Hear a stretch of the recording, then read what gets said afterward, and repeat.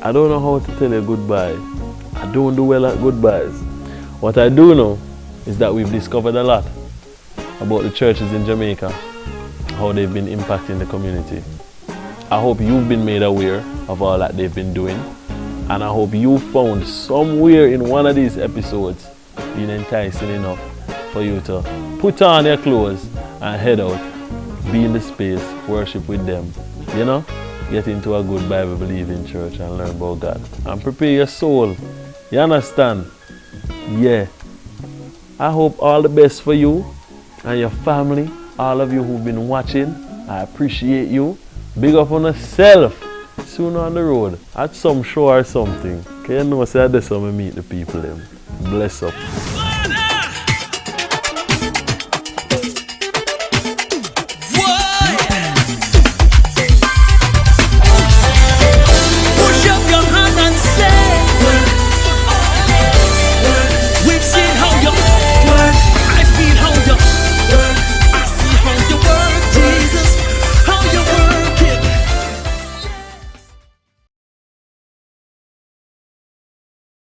We want you to enjoy the beauty of our island home, and that includes your beaches. That is why we are upgrading at least 9 beaches and equipping them with restrooms and other amenities for your comfort. Jamaica's beaches are your beaches. Your government cares about your recreational environment. The time brought to you by the Office of the Prime Minister. What can make me feel this way? It's my girl, my girl, my girl. Talking about my girl, my girl. Oh, oh my God, that stop. Hey. You know what they used to do?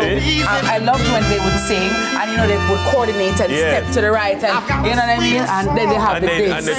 Yeah, bang. I like that. Yeah, they used to coordinate quite nicely. Quite and nicely. I must tell you, I always love, the groups of back then. The Manhattans. The Manhattans. The music, just how they presented themselves, and just how sultry their voices were. Yeah, great. That hot, and then everybody, the OJs, and you know what I mean. Yeah, and them have the little dance, and the hair. Them time the jerk curl there on the place. Yeah. No, that's creamier. Creamier. Yeah, man. I wonder if they used to put in setters. Probably. Well, I gotta tell you. Well, guess what? You don't have to put in setters to be with us here on a beautiful, bright Monday morning. No everyone. matter the weather outside, when you're tuned in to CVM in the mornings, you're gonna get sunshine. Good morning, sunrisers, and happy Monday. Hi, Uncle Dennis. How are you? How are you? I'm good. I'm great. I get plenty. Let me hear it. Hello. Let me hear it. Let me hear it. I was at a funeral yesterday, very sad event. But after the funeral, whole heap of Tami Miss Kitty. Thank you. I love you guys. And yesterday, I met a gentleman. I went to Suzanne was getting her hair done, so I took dinner to her at the. Cause she going. So watch good husband.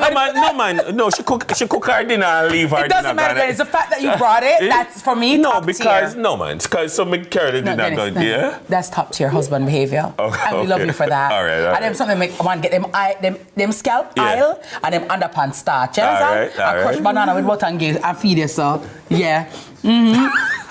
Yeah, that's right. Big up Suzanne as a top wife and a top husband.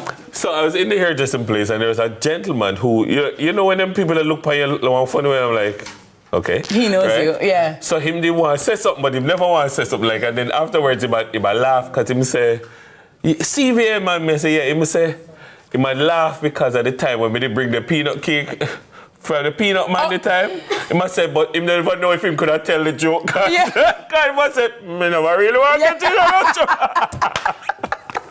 Yeah, it was one joke. And I said, no, man, she know the story, man. She know the story. So you're good. Everything is all transparent here. It's very transparent. The headlines, and to sneak into the headlines, we have our sneaky headlines link, our tiki link. Good morning. Great morning. Good morning. Hey, first up, DCP Fitz-Bailey retires after years of service. More than 40 years of selfless and distinguished service to the people of Jamaica through the Jamaica Constabulary Force. Deputy Commissioner of Police DCP Fitz-Bailey is retiring. All right, first of all, big up to Mr. Bailey. Yes. He can now do many other things, including continuing his life as Bishop Bailey. Yes. I know he's a pastor. Yes, and he's also a marriage officer. Yes, he's a marriage and he's officer. A counselor. Yes, he is. Yes. He's many things. The Prime Minister did not say he will be reassigned. He said that you still have a lot to offer, and I would love to see your skills applied elsewhere. Yes. He never said, I got to do it so far. So I think it's a little bit much to say that the Prime Minister said it, because that's not what he said. Yeah. It might have been implied by the way he said it that, we really would like to see you continue somewhere in another capacity, so that the country isn't losing, which is something I think is worth saying. That there are many. Life doesn't end at retirement. Right. That I was talking to my mother yesterday, and she was telling me that she's going to start volunteering this morning at her previous school where she used to teach. My mother is in her mid-70s, you understand? But she's always looking to contribute. And lawyers and judges and them something, you can't retire them people with all them wealth, with them teachers and with them wealth of the police, you find ways to use them. I was about to say that, because though you may have reached the age of retirement, your brain still works. You're still active and you still can contribute. And so I personally would want to just thank and big up DCP Fitz-Bailey. He is a man for whom I have a lot of respect, a lot of admiration, and just how he acquits himself. All right, normally police, Jamaican and police kind of have this love-hate relationship. And when you see people that cheer for your stay and why you stay, you know that you have left an indelible mark. And just how he carries himself. When Fitz-Bailey take to a mic, okay, yes, Fitz, let's hear this. Fitz coming for you. C-Talk is coming for you. When the big boys come out, you're like, okay, Fitz is here. Let's see what he's going to say. And so I really would be happy if his skill sets, his knowledge would be reallocated. And I know that he has definitely impacted so many people in the Jamaica Constabulary Force, in and outside as well. Because just me as a citizen for good, looking on, I just admire him. Like, I just want to say, sir, it is, as a top general, as a boss, like me say, sir, you want me to just have your shoes for you? You know them with it? String up your uniform. You know what?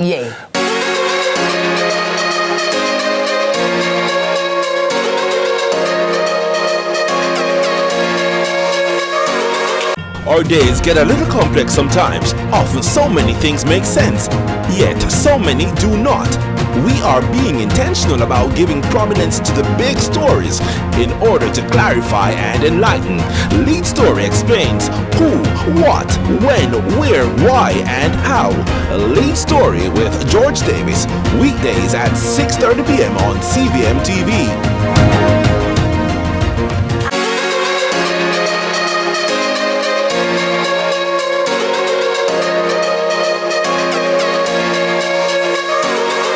I grew up seeing my mother bake. Yes, my deceased mother. She baked for years, so I watched her bake. And funny enough, I couldn't bake. I couldn't cook because I have 7 brothers and I'm the only girl.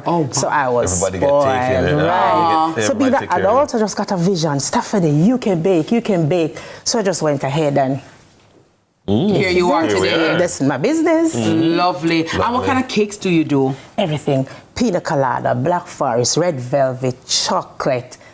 You name it, I do it. Vanilla with strawberry filling. You have butterscotch filling, all the fillings, and I make them from scratch. Wow, amazing. Now, Stephanie, we see the finished product here, but what does it take to make this masterpiece? Take it from that to this. Okay, so it's in that cake you have chocolate, vanilla with strawberry filling. Then you do crumb coat with American buttercream. We use American buttercream on this because we're traveling from Mandeville. Okay. So you know it so you keeps want it right, so it don't fall apart and all of that because it's not in the fridge. Basically, so we have buttercream, we have fondant, we have candies, we have all the toppers. So we just. So what's the fondant though? This is the fondant. Okay. So look at this now. Oh. See? Oh, so you can cut the so we're gonna cut this now. Okay, all right, guys. So we have the cutters. So let's go. Okay. So you roll it up right here because it's clean. Okay. So you roll, and we wet the surface is clean, guys. Right. Sanitized. Okay. So we roll. And you're gonna roll. Okay, roll. I'm gonna roll it. Roll. Roll, All right. So you're gonna smooth. Okay, smooth. Real quick. Oh wow. And then you're gonna cut. Oh. So that's how it's done. Okay. Oh wow. There you go. Star. You see that? Okay. So that's how y'all be doing it. So let's And then you go again. Then you go again. Go again. Roll it, yeah. Roll it, yeah. So let me ask you, Stephanie. So this fondant, it's edible? Yes, you can eat it. Okay, It very is. well. And how long does it take normally to do a cake with fondant? Okay, it takes time, especially so this is cornstarch. What it doesn't let the fondant stuck to the surface. Right. So you're gonna roll it again, then it's go roll. So normally when you see the different letters or the different things, it's fondant. That's how it's done. Yeah. So let's cut it. Okay, wow. Let's cut it. So you cut the T. Pull it out. Okay, Pull it out. TV. That's it. It's right there. Okay. Go on, Dennis. Well, our side also. September morning, we gotta make sure. We gotta do it. You know. So, number one is to surround yourself with like-minded people. That is so important. Yes. And I start off this one so close to home because the Bible says in Proverbs 13 and verse 20, walk with the wise and become wise. A companion of fools suffers harm. So if the good book is telling you to surround yourself with people of like-mindedness, wise people, yes, it is so important that you do that even on the financial side, on the goal-setting side. You want people around you who are going somewhere. A second point that people normally say is your network equals your net worth. Yeah. The people who you are around shows you a lot. It says a lot about who you are. Yes. And your parents always tell you when you go to school, show me a company and I'll tell you who you are. Yeah. So try to find persons who are like-minded. However, you have a close set of friends. You want to get things level up and move along. So let us find out how we can do that. Number two, be open to discuss goals, money, business ideas. Miss Kitty Dennis, if all you talk about with your friends group are people business, the latest thing on social media, what happened to Mary's husband last week, your ears say, if that is all you speak about as friends within a group, something is wrong. And if you are the person who's not plugging it to say, no man, change topic, Dennis, switch topic. Who wants to start? What about the business want to start? Let us think about how we want to set some goals. You must be the change in that friend group if that group is so important to you and you don't want to leave that group. If there's a new IPO about to drop and none of your friends group isn't talking about it, but we're not you're talking about not that ambitious. The group is not going nowhere. You're talking about rum and boom every day. You're talking about special every day, party every day. Something wrong. Yes. But you must be open to discuss these things. Yes. Introduce it in the conversation to see how people will respond. Number three, financial goals. You must have some goal, Miss Kitty. Dennis, you must have some goal. You must be saying, I want to do this. You know, by next year, Dennis, we really want to own a little business. You know, I really want to get a little car because the car now not even work. You want to do that. I can recall the first time I came here and I started to speak about financial things and moving forward. There's a young man here named Paul. And he meet me after and said, boy, Sir Carlton, I said, do this, I want to get a car. What kind of ideas? I'm saying to myself, I like that. People who want to achieve some things, you want progress in your life, it just makes sense. And also, Carlton, find the people who know. You're here with us every day, every week on Sunrise. Find Carlton on Twitter, find him on wherever he is. Say, Sir Carlton, I'm see up on Sunrise this morning. You're talking about so-and-so. Can you show me? Exactly. Can you tell me? And that's important. when you have your friends group now, you want to go somewhere, Dennis, this is something very touchy, but it's also effective.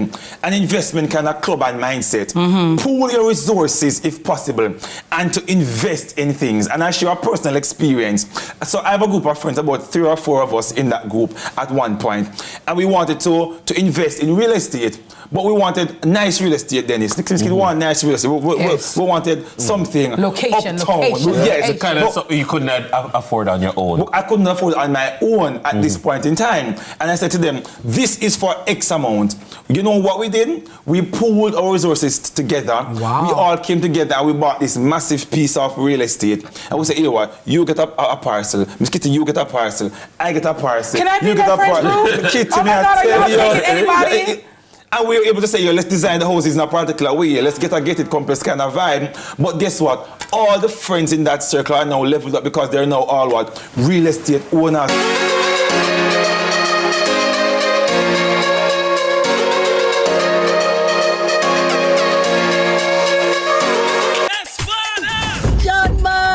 Celine, where you going? You can't say we're a friend now. Celine. We have to take on the road. Yeah, man, we have to take out the same way. All right, Lord, thank you so much for this day. Me, I do the work. Yeah.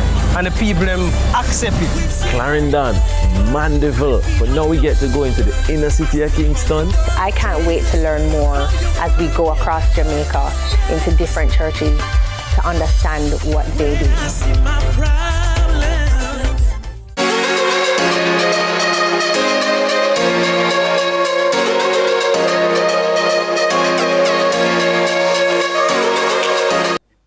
Yeah. So in the kind of early stages of my childhood, my mum and I experienced a period of homelessness over about 4 years. So we moved from house to house, and by the age of 10, I think we moved about 13 different times for a variety of reasons, from poverty to safety, and finally ended up in the west of London here at the end of that spree of various moves. But yes, definitely was a tumultuous time. I think at one point we were commuting at 2.5 hours to get to my primary school there, and then 2.5 hours back. So it was definitely a real kind of push, but education remained a key calling for me throughout that time, despite that turmoil. Would you say that early period of tumultuousness, would you give it any credit to laying a foundation for who you are today in terms of your stability? Most certainly. I feel like for me, my calling in life, and I feel like where God is calling me toward, is to look and to help people in situations like mine from a position in politics. And so I feel like that's really kind of softened my heart to those issues of poverty, to those realities of poverty from the UK and across the globe as well. And so that's really kind of put me in a position now psychologically where I'm just really on fire to help those people. And so now this transition from being in that situation like that to these various accolades, to being in the space of Oxford, and now different events, meeting the King for one of them. It's been this pivot, but those kind of lessons, those humblings have really stayed with me throughout them. Yes. Now, it says here, Asai, that you're the youngest hospital governors and a Commonwealth Youth Parliament delegate. Who is a hospital governor, and what's your role? Of course, yeah. So for me as a hospital governor, so I'm at Chelsea and Westminster. So we're one of the largest hospitals in the UK. We've got the second largest maternity ward, one of the biggest sexual clinics in Europe, actually. And so my role in that hospital is to represent the people as members of the community and kind of bridge that gap between secondary healthcare and the people. So me as a voice of those people championing those issues. So for me, that looks like thinking about issues of race and class inequality and what that means for our health outcomes, how the color of your skin can change your chances of surviving at birth for women. Pause, reset, take a breath. You're just going throughout your day. Yeah. And everything kind of gets into a routine. And sometimes when bad things happen in your day, that becomes a routine. So you wake up the next morning with the baggage, with the negativity, and that's how you continue going through your day. By the end of the week, you just feel completely exhausted. You're drained. You're not sure why you feel sad, why you feel depressed. You don't even want to see the weekend coming in. And it's because every day you wake up, you just kind of like pile on the negative emotions, and those negative emotions will reinforce whichever negative experience you had during the week or during the day. Doc, I find that a lot of persons have trauma from childhood that they have not dealt with. And just like you said, the piling on and the piling on, and then it becomes explosive. How do we unpack? How do we distill those childhood traumas that we've experienced so that they don't come and haunt us when we're adults and get us in a downward spiral that we feel like we can't get out of? Well, first I'm going to encourage anyone that's experiencing trauma, anyone that's experiencing childhood trauma, to get help. That's the first and foremost. Reach out to someone that's professional that can walk you through the steps of trauma counseling and intervention.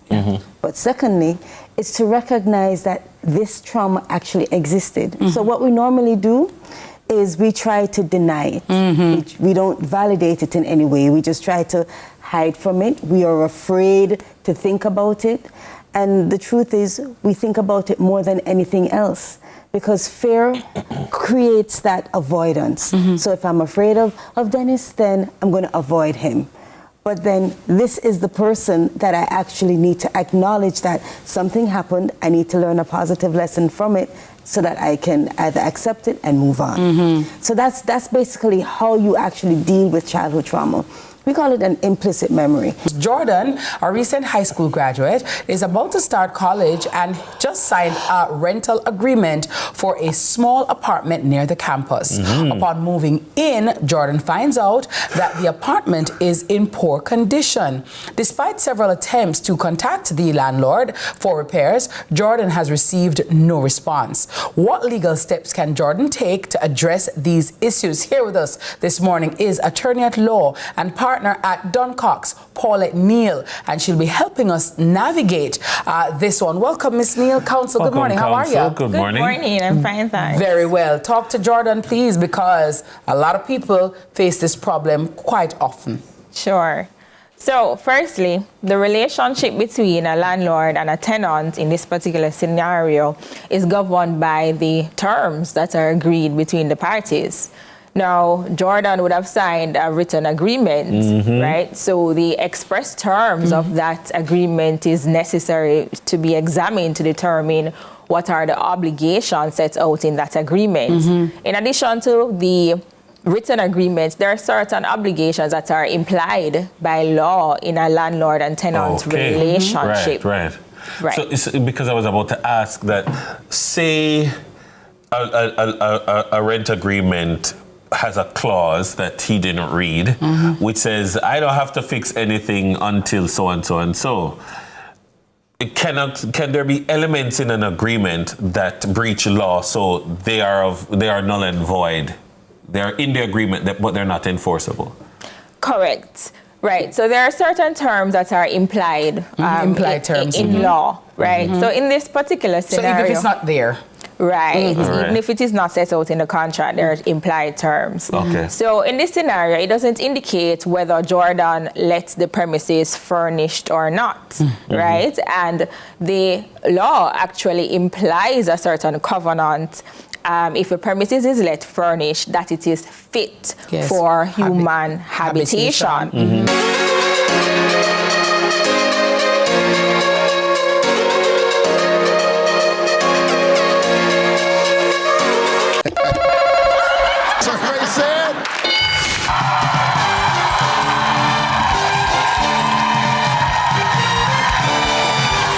No more fear of missing out. CVM TV News is on YouTube.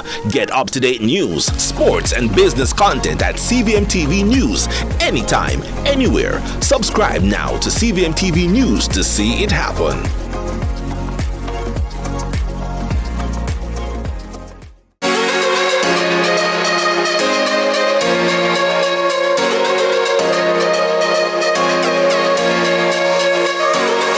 I would much rather people say, say him stuck up than him enough. Yeah.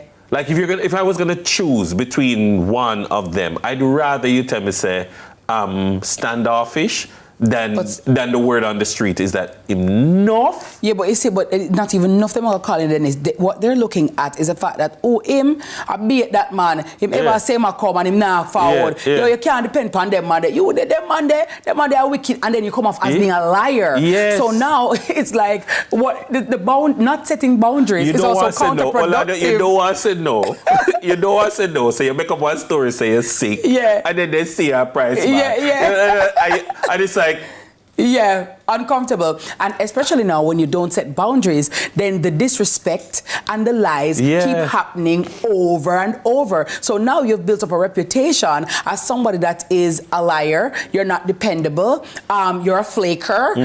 You're just Which is worse. Yeah. Which is worse. Just say no. No, I can't. And guys, it's okay. And not every pan it's not everything you can do. And as Dennis said, don't make yourself too accessible. Sometimes people don't want people to say, them standoffish or antisocial. Sometimes it's not a matter of being antisocial. Sometimes it's called self-preservation. Cut down your circle sometimes. And everything you keep where you get invited to, you have to be there. Yeah. You have to set the boundaries. Set the boundaries. As he was talking about respect and disrespect, right? Set the boundaries. People must know that there are certain lines you can't cross with me. There's a line of demarcation, and I don't care if you want to think I am a bad person, or because people normally too, when you set boundaries, Dennis, they tend to villainize you.